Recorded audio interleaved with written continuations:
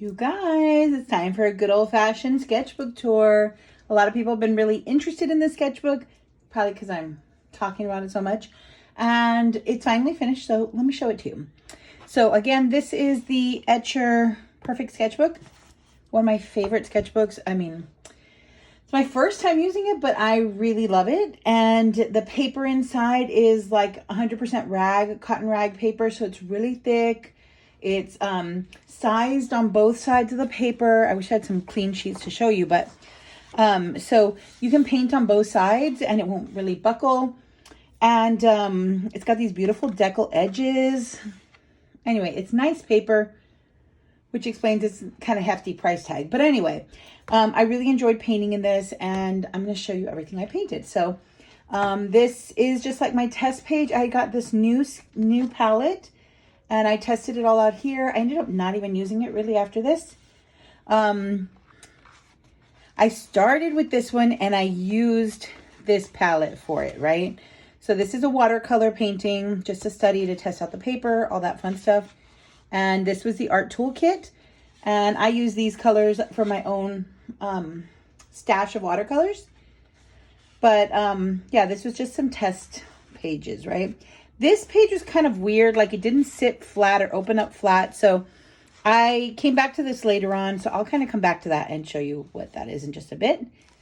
And I was doing a lot of floral paintings and like paintings of leaves and plants. So that's what you're going to see majority of in here. All of these, for the most part, were created with my Patreon community. So we would have, I would create monthly kind of themes, and we would have different activities that were driven by that theme. And so this month we were painting flowers, and so you can see a lot of my flower paintings. And I was really trying to loosen up. So much of the work I was doing involved using larger brushes. So you can see it's kind of very loose, not really refined, and more like blockier impressionistic shapes. In this one, we did basically the same thing, but I came in with a little bit of color pencil at the end to see if I liked that line work. I ended up not really liking that, but that's okay. These paintings I did in plein air, which was, you know, really, really fun. I went to the botanical garden. I found a nice little shady spot to work, and I painted the giant agaves they have. I was really focused on the plants. You can see not much happens in the background. I just really wanted to study the leaves primarily. So I did a few of these. And then came back to flower painting with my patrons. Again, still doing these sort of loose impressionistic flowers. Not a lot of refined detail. Thinking more about color, light, and shapes.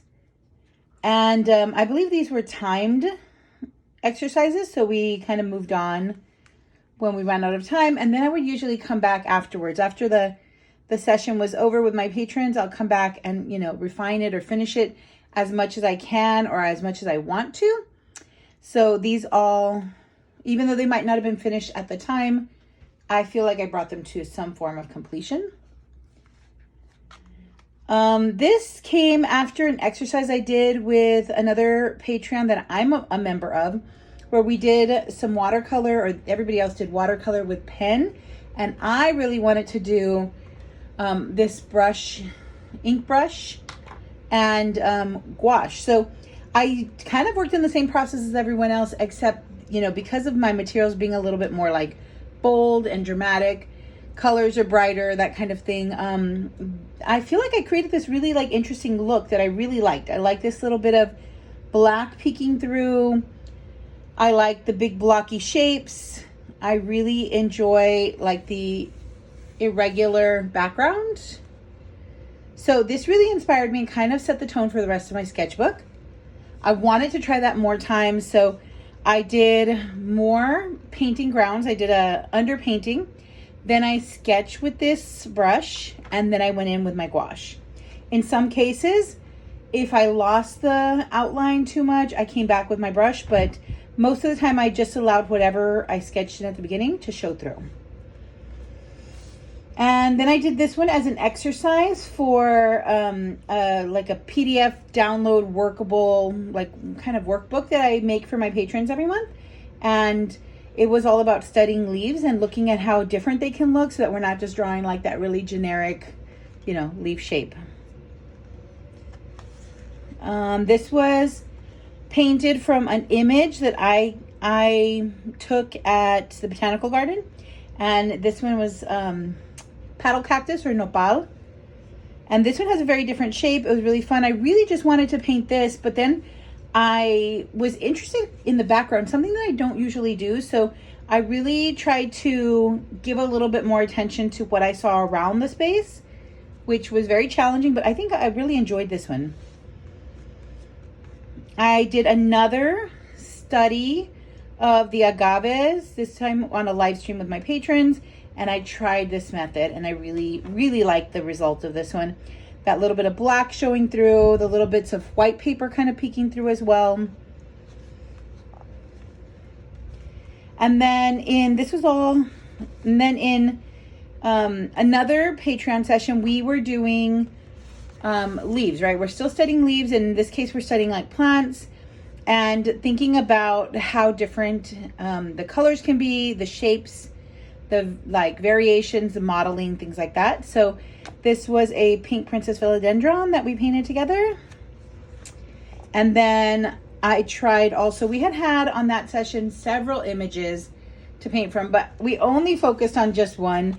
So later on I came back and I painted another one of those images, which was the polka dot begonia. And this one I really liked a lot, except for the background. The background kind of bored me. But later on, I came in to prep some of my pages because I wanted to do some underpaintings, and it bled through. So I have a little bit of damage here, but I'm okay with that. Then I went and did a little bit of plein air painting with one of my friends, and we went to the lake, and I just painted, you know, what I saw. I used the same method, the brush, ink brush, and then gouache on top with an underpainting that was yellow. I like the result. I mean, it's nothing that groundbreaking for me, but I enjoy it. And then I had already prepped this blue, which is the one that leaked over here. And I did this one on another live stream painting session. And I was really trying to capture, again, that sort of looseness of the image. I mean, the image is not loose, but I wanted my image to be loose and not really focus too much on too many details. I really like this one. Let me just show you a little closer. I feel like it looks better up close and in real life than it does in the photos. I feel like it didn't photograph very well. And then I had a couple of pages left, so I was like, I just want to kind of doodle and play on these. So I actually came back to this one. This is where I started the doodling and playing. I was like, I want to use that page. I'm almost done with this sketchbook, so I want to use it. So I was just watching another patron stream, and I was just drawing and playing with these ideas of like borders and vignettes, and also doing a little practice for that fruit truck because I was a little nervous about drawing it. So this one I really like because it was just, again, it feels very like my old way of working where I just kind of like plopped a bunch of different things on the page, and I enjoy the relationships of them and the way that they interact with each other, and also the way the images interact conceptually with each other. I feel like that can be a really interesting exercise. And then back over here, after I did that one, I wanted to do a little bit more like that. So I just played with some like imagery that I already know I really enjoy painting. And so I drew these kind of like poppy kind of images. And I really wanted to play with this idea of the vignettes and the shapes and kind of like isolating imagery in there, creating sort of these like little spotlights. And of course, experimenting with colors. Some of my favorite color combos are here. And then this is the very end, and I thought, well, this is my last page. And then I saw, well, there's this beautiful back, so I might as well use it. And so I've been listening to my audiobook and just doodling this morning. So I really like this though, which is like something I was very excited by. And I don't know how that's going to inspire or inform my work, but I'm hoping to draw some inspiration from everything that I made in this book and make some big, larger scale paintings. So we'll see what comes from that, but that's it for my perfect sketchbook. I have just finished it. It is really exciting to finish a book.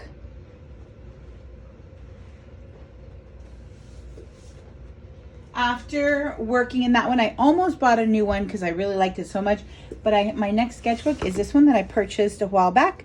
Still has Fabriano paper, so it should be pretty nice to paint on. And it's kind of a different sketchbook than I've used before. I got this from the St. Louis Art Supply store, and I'm excited to see what happens in here. Thanks for watching.